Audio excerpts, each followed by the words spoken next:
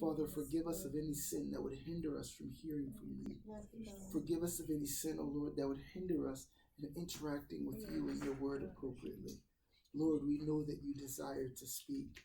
Lord, we're asking you to help us to listen. Be glorified in our conversation today, O God. In your holy and mighty name. Amen. Amen. All right. So here we go. We're into the practicals. For those of you guys who missed class last week, it was basically a quick recapper. So there wasn't much content that some of you guys have missed, Judah in particular, and some of you others who are here, you didn't miss a whole lot. However, I did say that because this half of the book is very much on the practicals, we're going to slant the practicals to be also how to engage with this stuff in your homes to make your home a place of worship as well. So we're going to have that slight angle going on simultaneously. So the book is really focused on worship leading, because the chapter that we're talking about right now is the art of leading worship. And so we're going to talk about a lot of practicals. This is going to be very, very helpful on this side of the room for those who are actually our worship leaders and Marshall. And then I'm going to slant it hard so that we can actually see how this actually works in our homes. And I'll be sharing some personal experiences on that, okay? So as you can see right at the top of the notes, I have right there, we're going to be going through page 151 to about page 173. That's about halfway through this particular chapter in the art of worship leading. Pastor Myers is going to pick up the rest of it next week. All right?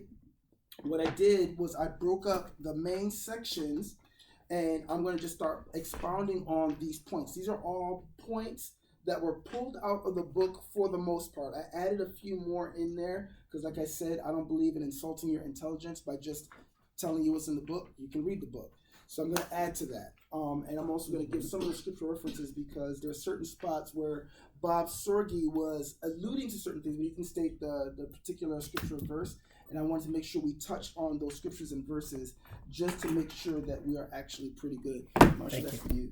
To make sure we know the context of why he's saying what he's saying. Cool? All right, so real quick, we're going to go through pretty quick.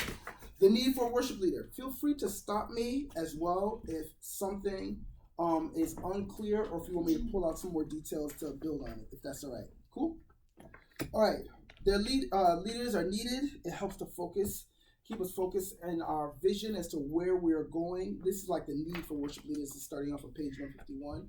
One of the things that I wanted to build on a little bit in light of that is oral images. Now, how many of you guys, vocals specifically, knows what an oral image is? Really? Nobody? Oral image? An oral image. I don't think it's something to do with your vocals. It is. Well, guarantee it's a vocal exercise thing. Yeah. Yeah, again, this is, practical. So we're going to be talking about a lot of theory and stuff like that. Not a ton of it, but an oral image is, if you're a singer, right, you hear yourself sing this note before you execute it.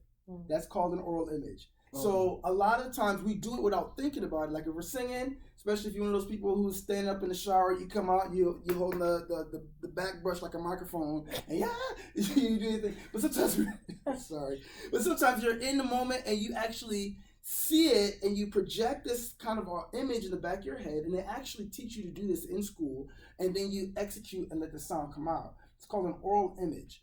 Now, I'm going to take that just a little bit step further because when it comes down to an oral image, sometimes, just like you project yourself singing that note before you execute the note, and sometimes if you can't see yourself singing a note, that's when you crack, or that's when you fold, or that's when you bail out and you mess up. You know what I'm talking about? Some of you guys know what I'm talking about. Now, we need to actually develop what I called here in the notes, kind of like a spiritual oral image, if you will. What I mean by that is when I'm actually leading worship, I actually project or have a goal of faith as to how I'm expecting them to respond when I take the stage. And I actually think about that and pray into that before I even get on the stage. I do it every single time. And it's very, very helpful. If I know that the minister, whoever is speaking, is going to be taking us down a road of conviction or a road of rejoicing, and I pick my songs based upon that, I'm actually picturing the congregation appropriately responding before I even execute my first note. I actually see it, and I ask the Lord to help me see it so I know what I'm shooting for. Does that make sense? Mm-hmm. And so it's the same thing when we're doing an oral image vocally. I see myself singing the note before I let it out. I actually see myself engaging with others and engaging with the Lord in a very specific way before I even execute. Is that all right? Mm-hmm. And so therefore, that's just a quick note on the need for worship leaders. And one of the things that's good to have a vision for in light of worship leading, because the worship leader has a vision for where we're going, and it's their responsibility. That's why worship leaders are so important. Because sometimes we come in here to service, and even when I come in as a musician, I'm just like, okay, come on, take me where I'm supposed to be going. You know, I didn't even invest myself on the vision as to where I'm supposed to be going. I'm leaning on somebody else. Who am I leaning on? The James Cates or the Pastor Myras or other people who are the same to lead me somewhere. So they bear the brunt of the responsibility of the direction. That's why they're so needed. All right? Also, musicians, I put down a quick note that, but I don't have a lot of musicians here today. Well, except for Judah, but Judah knows this concretely because I've listened to him even teach this concept as well. The musician's responsibility is to lay a foundation for the singers to go where they need to go.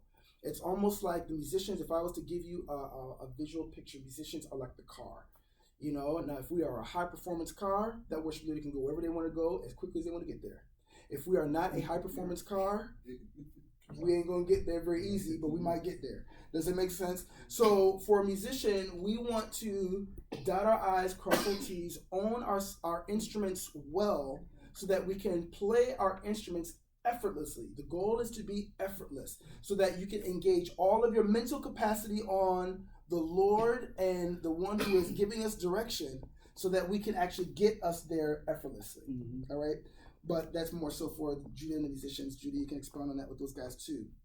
One note I did want to kick out. This is something that was echoed earlier in an earlier chapter of the book. This is Numbers 15, 4:15. 2 Samuel, this is for us to take note that we ought not to take advantage of the grace and the power that you hold and who you serve.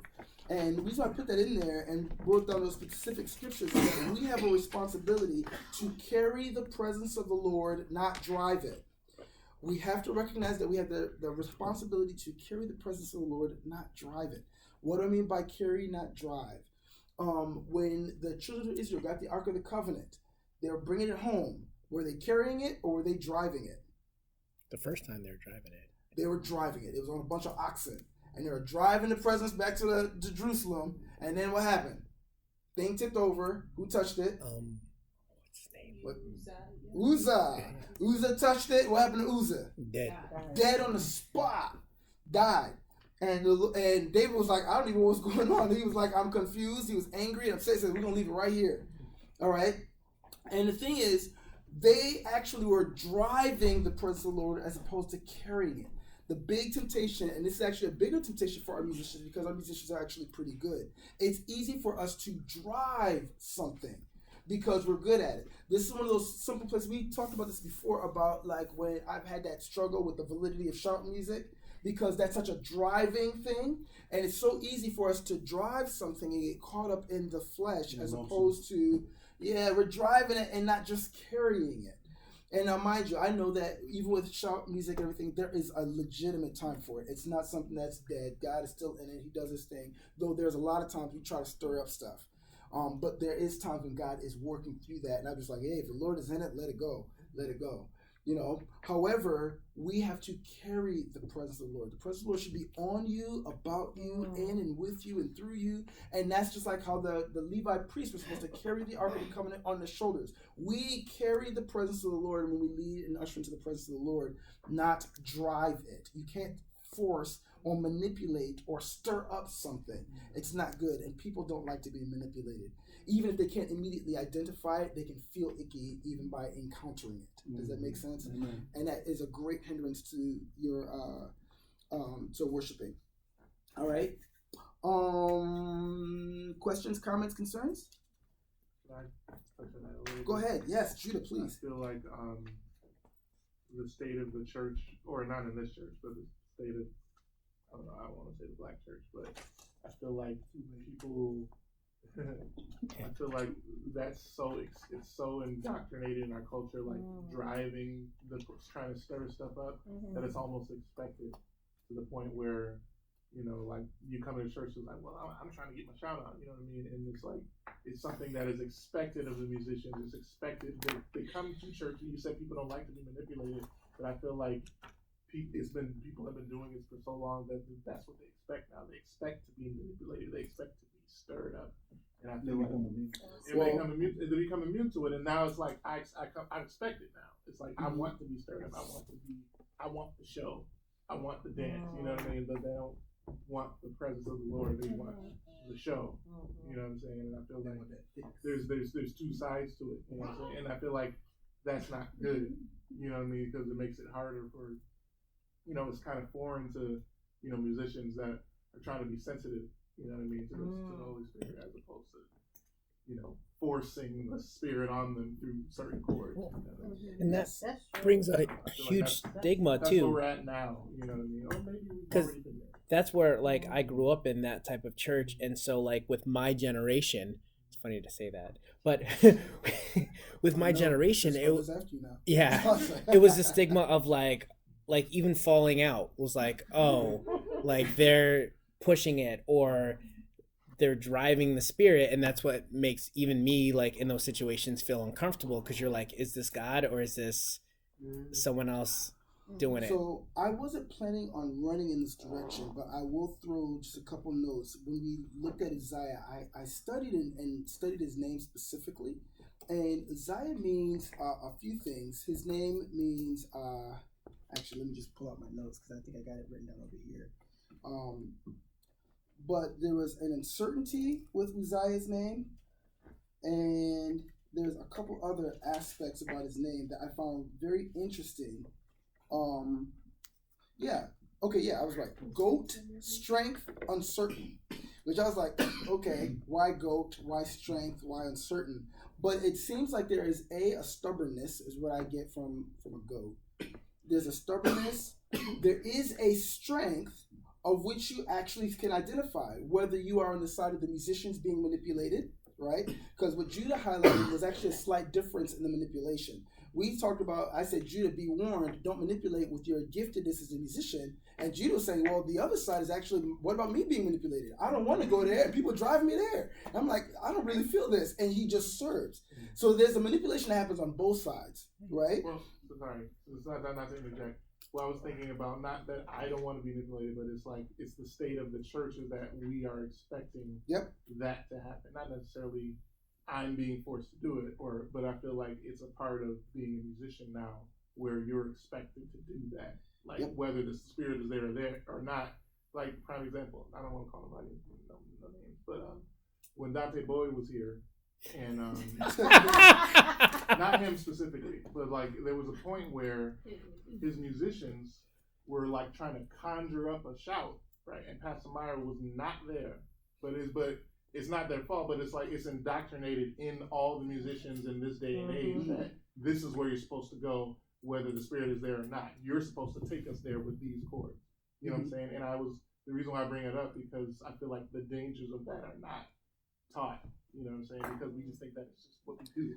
Exactly. You know, but can you like expound about why that's dangerous and why that's not okay? Well, not okay, but the dangers of doing that without being led by the Spirit of the Lord. Well, what I would say, at least in light of that, looks like my stand is not going to stand up today, that I can't answer as to why it is not taught, though I do know that some are teaching it. The bigger question is, why is it not yet received? And that question, I would say, is tied more so to who is actually running this world. And more often than not, well, I don't want to say running. God is running everything. However, God did state that Satan is the prince of this world, and he is getting his way in many, many different ways. He's doing what he can, and he is the biggest influence to disrupt an accurate move of God in the church than anything else. And so we see this, we identify this, we know this to happen.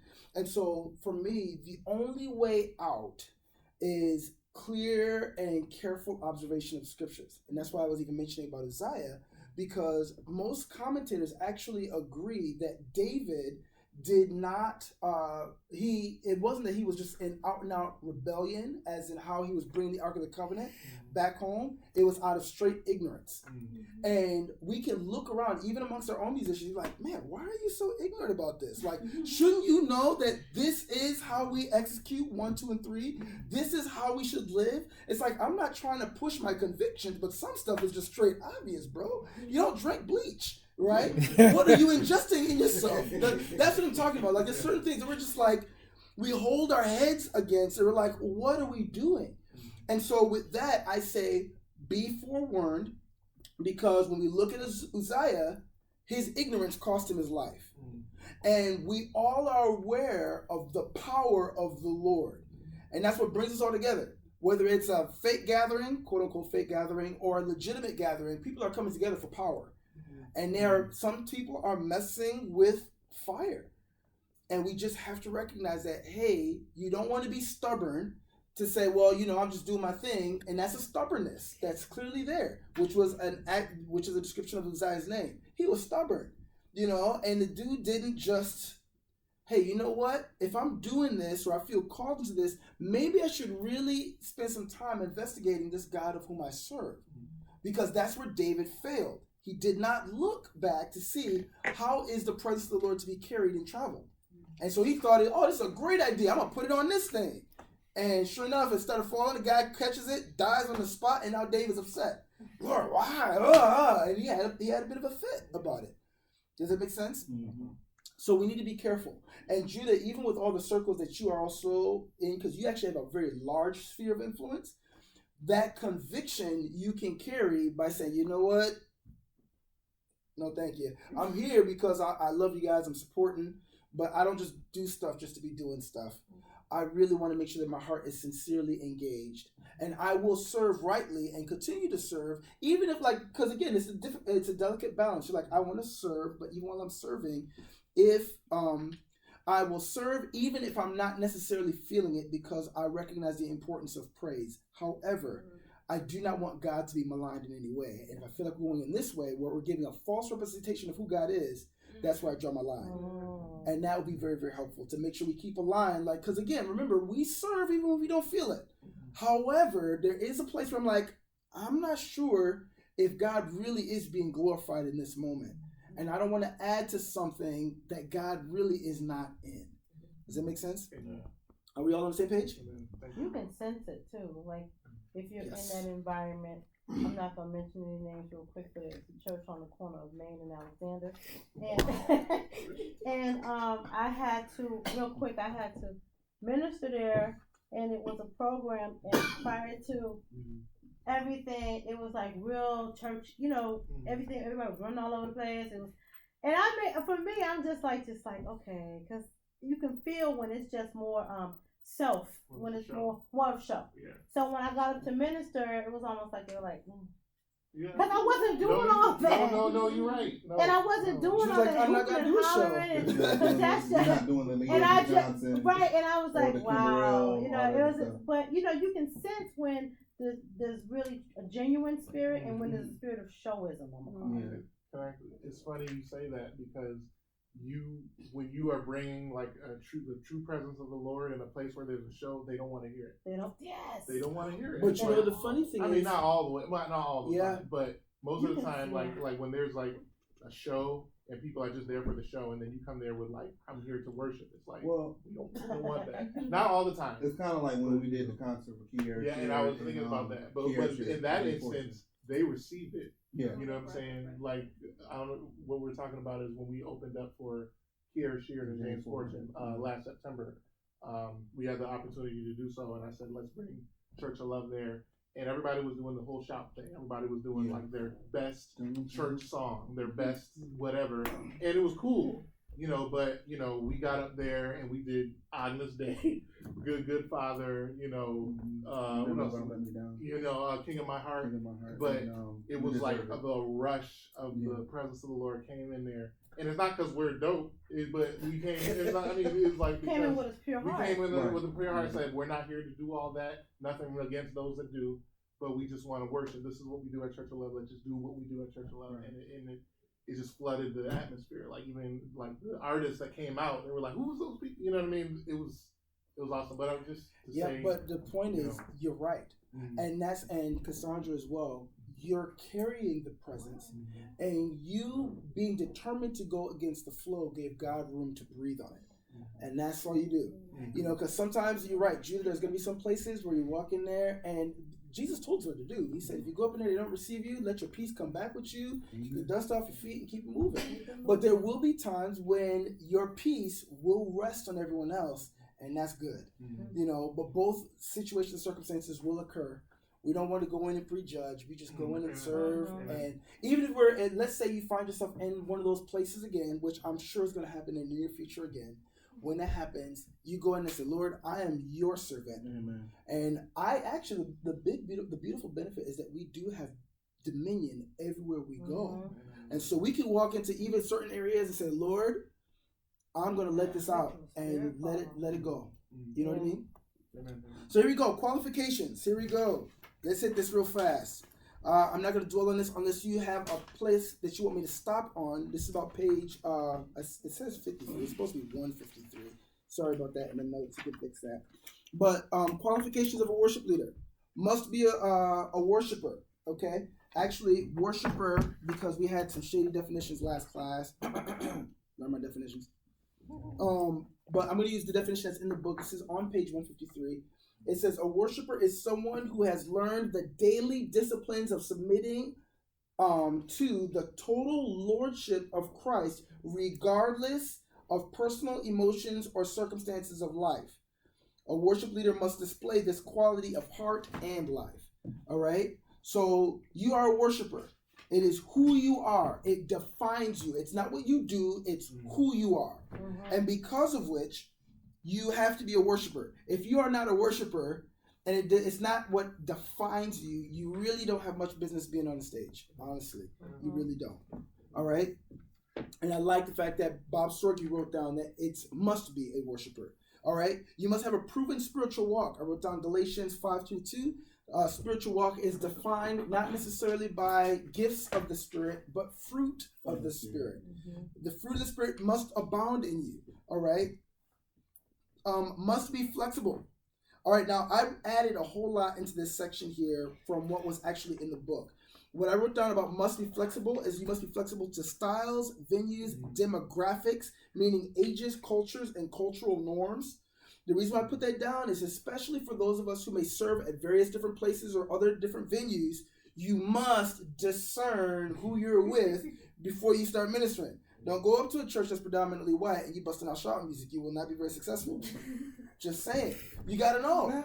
And then also at the same time, some of us, we may come in here even volume-wise, way too loud. I'm like, if you're looking out there and you can tell that all you see is gray hairs out there, you don't have to come out there guns blazing. You know what I mean? There's some drummers that play that every time they get on the kit, they are ripping your face off. I'm like, sometimes you don't need that. You don't. Sometimes you do. I'm not going to say you don't. Sometimes you got a certain concert settings. I need the drummer that's going to rip my face off with, what's that song we just sang downstairs? Something like, Here I Am to Worship or something like that. And rip your face off with that. I'm like, that's what the kids want, man. Just give it to them. It'll help them out. It's a retreat. It's a camp thing. You know what I'm talking about? We have to know. All right. So you want to be flexible. You want to make sure you own your voice like a musician owns their instrument. All right. You must have a good reputation. These are again characteristics for a solid worship leader, and it's a must. A lot of times people have very poor reputations in the city, and it really does affect. Yeah, it affects. Like reputation, example. Yeah, your reputation. You gotta have a good reputation. Don't be known about coming to church on Sunday after being clubbing on Friday and Saturday. You know? All right. All right, here we go. This is one that I know has been shaky with us here at COL periodically, but the Lord has shown us grace. We have to have a proper attitude towards the church, the pastor, and doctrine. Amen. That's a rough one for us sometimes.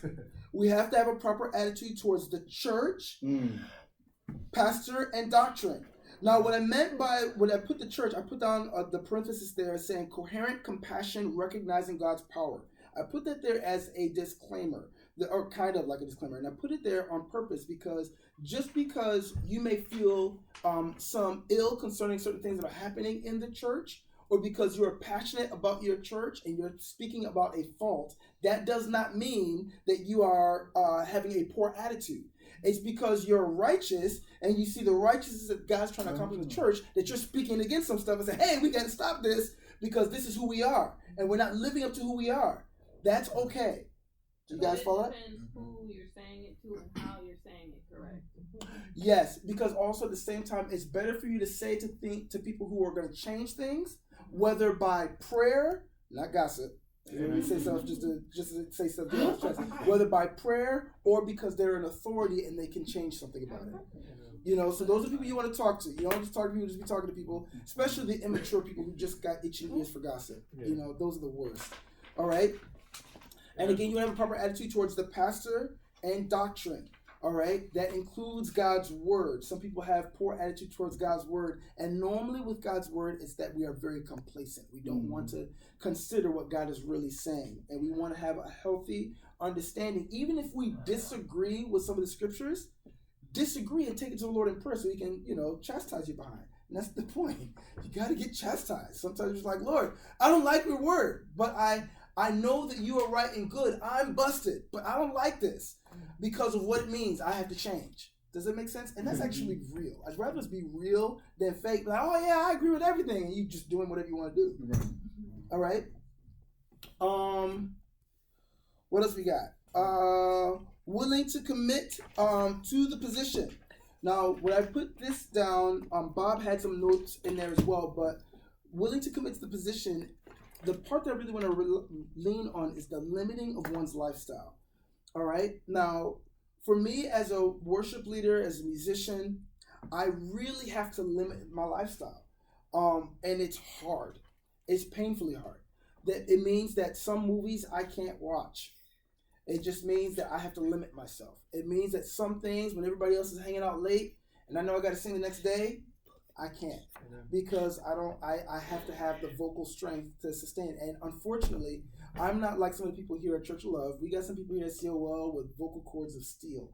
I'm not. If I'm not sleeping, I can't carry a note well. I just gotta go to sleep because I don't have that vocal strength that other people may have. And so some of us look at it and say, okay, I am limited, but the Lord has still told me to do something that I do have a gifting to do. And so that means I have to even limit myself even more so just to make sure I can do what he asked me to do. That's the big challenge when it comes down to worship leading as well. All right? Because you have to limit yourself. All right, here we go. More fundamentals. Gotta be friendly. You know, hopeful, gifted with the gift of encouragement. All right? Amen. Consistent lifestyles on the pulpit. Walking worthy of the Lord. That's coming straight out of Colossians chapter 1, verse 10. You can look that up. Not be given to Christianese or pulpit personalities. They're not helpful. That you act a certain way when you're on the stage and not when you're not. All right?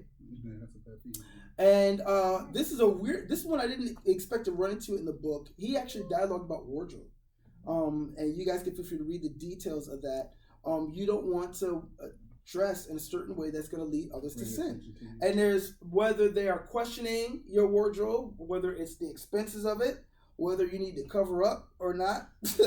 You know, people may covet it because they're like, you know, you're dressing so nice. Like, yo, I wish I could dress like that dude, have his shoes or something like that. You know, or even people may be given over to gossip because you're too underdressed and they just saying whatever. So you just got to be careful.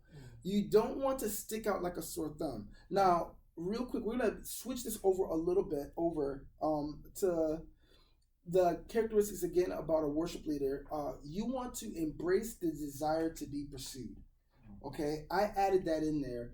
Embrace the desire to be pursued. And the reason why I said it like that is in John 4. We've talked about this in previous classes about the woman at the well.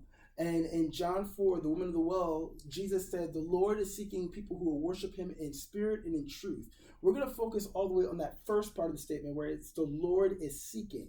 The Lord is not seeking people to praise him. That was a command he gave. So he's just expecting you to do that. Because he's like, listen, I made the whole thing anyway. I built the ship. You're going to tell me that I built the ship. You're going to recognize what I did. It is what it is. I did it. It's my breath in you.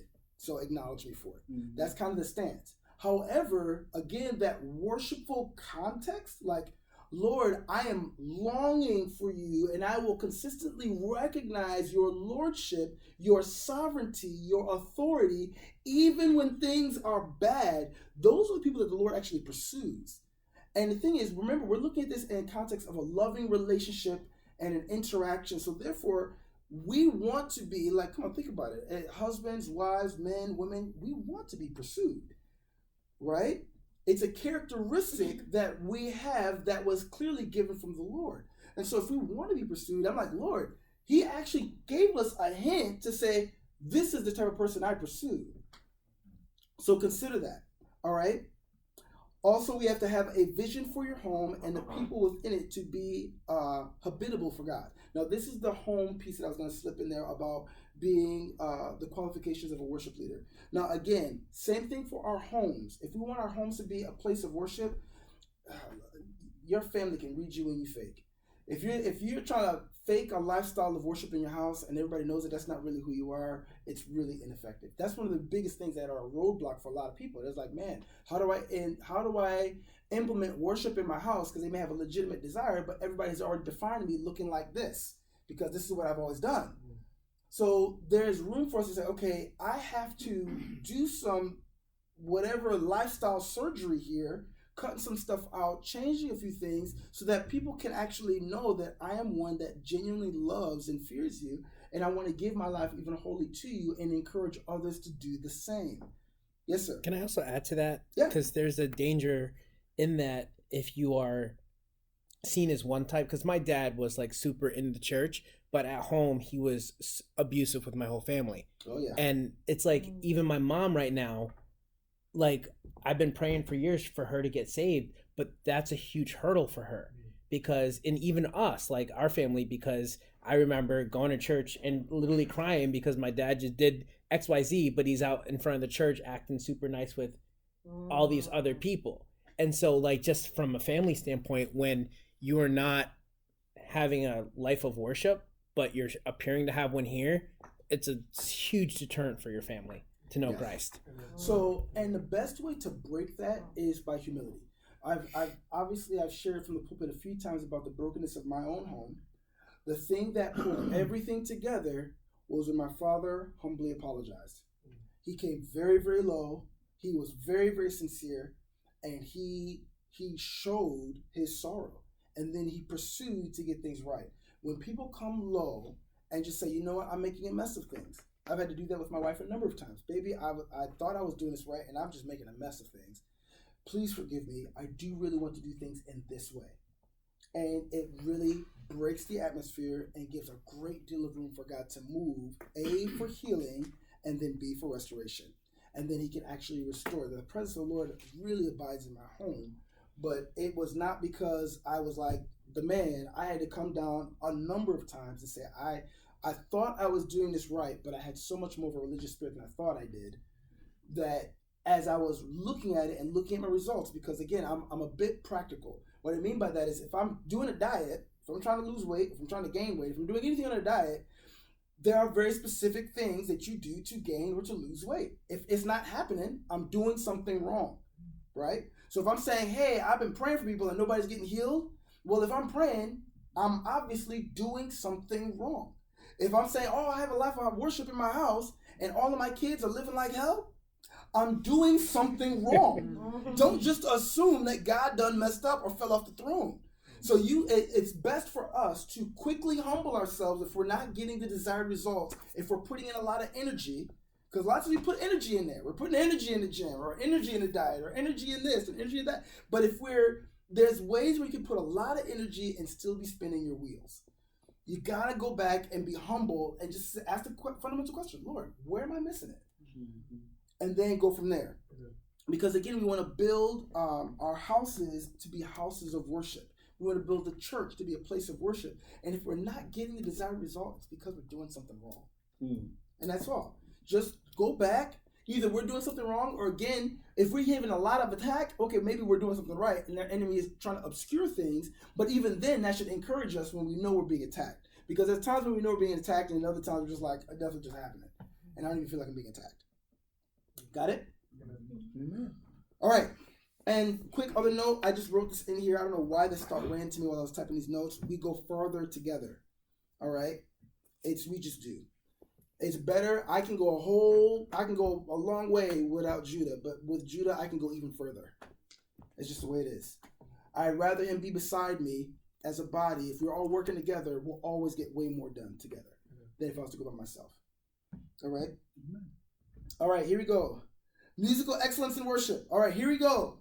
I might step on a few toes with this one. All right. Excellence is important in the light of man. I'm sorry, what was that? You're skipping a section on purpose. Oh, did I skip a section? Oh, I'm sorry. Sorry, I did. That was on accident. Okay, here we go. Practical stuff. And I wrote down be practical. Okay. On purpose. Develop your ears. Okay. If you want, I have apps to help you develop your ears. I actually have an app that I've been doing for about 4 years now, still developing my ears. And the reason why I do it is because right now, unfortunately, I'm not on stage as much as I'd like to. And it's actually on purpose. It's on purpose. I really want to give room for Isaac and Rael to grow. I also know that God has said, hey, you're in a specific season right now of developing the scriptures. I'm cool with it. My family, my friends are cool with it. We just know, but Judah also knows that if he needs me, he calls me, I can jump in there. But in the meantime, if I know that that's a gift that I still have the responsibility to continue to develop the gift. I do ear training all the time. I sit down, I put it out my phone, and I'm just training my ears, identifying intervals, identifying scales, identifying whatever, just to strengthen my ears. As vocalists, we want to keep singing. For a lot of us, the main thing we need to do is not sing so much. Some of us just need to rest a lot more. Give our voices some time to rest. Give yourself a time to breathe. I actually Judah is my witness. I had to get on him a few times and say, Judah, you got to rest, man. Just take the time. There's a couple times I said, your wife is right, man. Just take the day off and go. But I know that some of us, like Judah, are like alpha loyal. My man won't miss, if he could, he won't miss a thing. But is that what the Lord actually expects? No, it's not. And actually, in his absence, the fact of the matter is the scriptures are true. All leaders and authorities are appointed by the Lord. So the role that he carries is appointed by the Lord. And I trust that. So there's no room for us to feel threatened if we're not there. And there's no reason for us to feel bad because it's not his responsibility to build the church anyways. It's God's. God will build his church. Your responsibility is best for us to be obedient, because if not, we make our God in heaven look like an evil taskmaster. Yeah.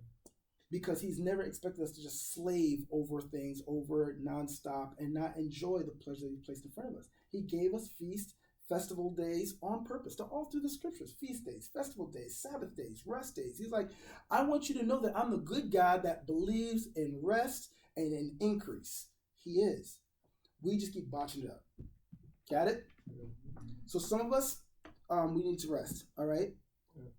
A lot of stuff, again, these are very practical stuff. Keep it simple. Clear melodies are very helpful. Some of us get riff happy. Just saying. Not pointing any elbows. No. Key considerations. Sometimes songs lose energy when the key is not right. What you get. Sometimes the songs are not right because the key is not good. Sometimes the song lacks energy or has too much energy because the tempo is not good. Now the thing is, one of the things that's pretty hard, and Church Love has gone back and forth with this. Sometimes we nail it, and sometimes we struggle. We get on a struggle bus, and it's just knowing, okay, do we? Yeah, struggle bus. I mean, I'm using that in my classroom now. The struggle bus. The struggle bus is real. I'm using that. We are the struggle bus. I'm sorry.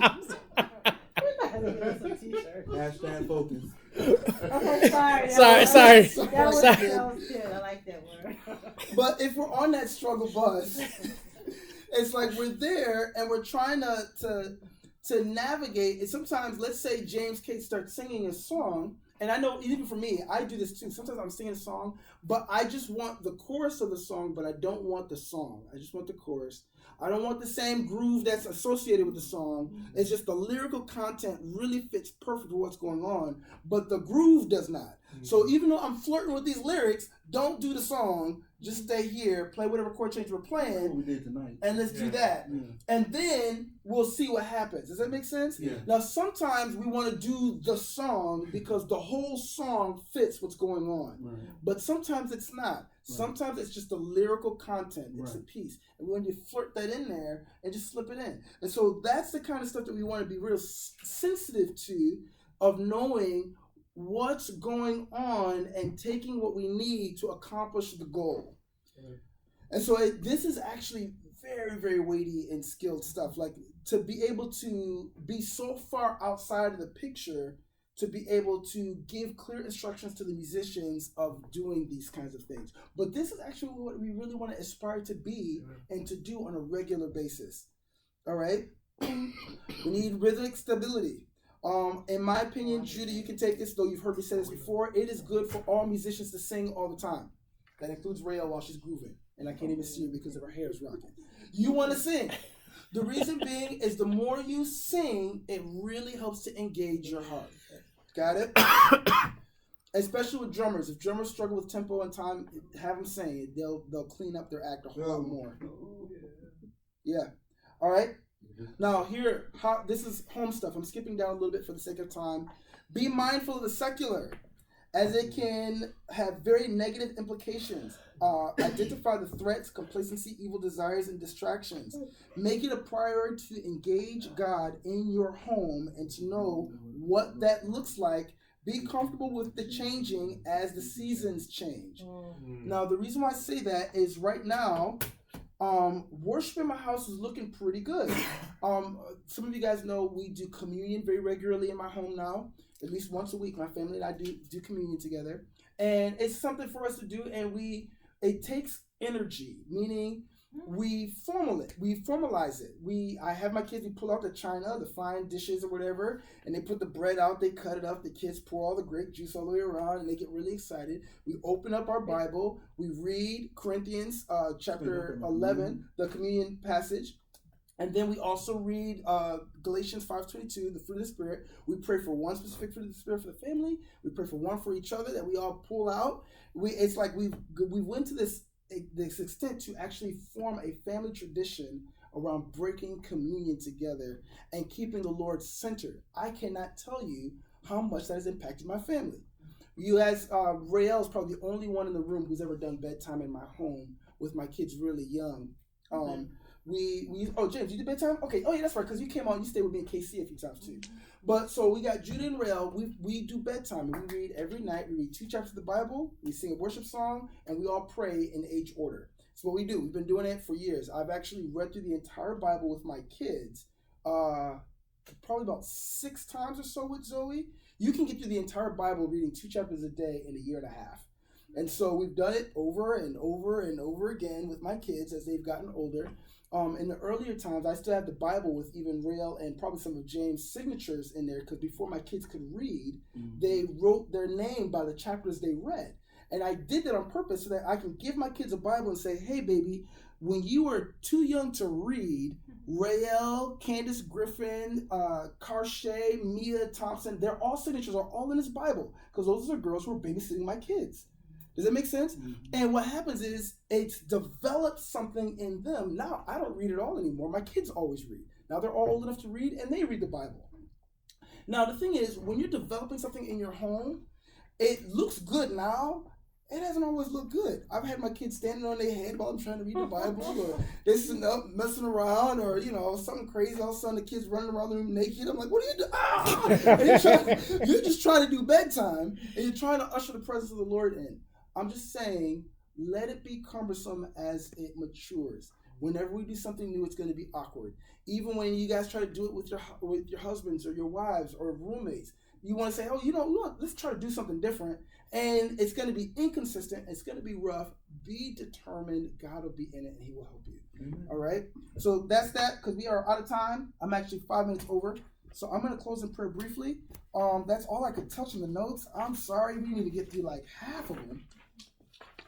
Oh, yeah, we got through half. We got through about half of the dot. But either way, any questions, comments, or concerns? Good stuff.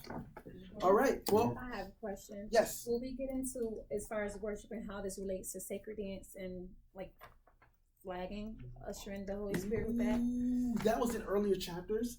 And yes, we can talk about that. Just keep asking, and we can dialogue more because there's a lot of stuff on that. Okay. There's a lot of stuff on that. It's actually a very crucial part of worship, and we do need to talk about that more as well. Okay. We're actually, Church Love is doing, actually, in my opinion, pretty good in light of it. We're doing pretty good. Actually, I think we can do just a little bit more, but we're not in a bad place. Jesus, we thank. Oh, I'm sorry, Judith. No, I'm just saying amen. Okay, Jesus, thank you for this day. Lord, I thank you for the love that I have for Church of Love. I thank you for the opportunity to share your word with such wonderful people. And Lord, I thank you for the opportunity to share your word with people who actually do have a sincere, genuine conviction about worship. Lord, I pray that the conviction will permeate our church even in a greater measure. Lord, I pray that this house as a whole will be a house of worship.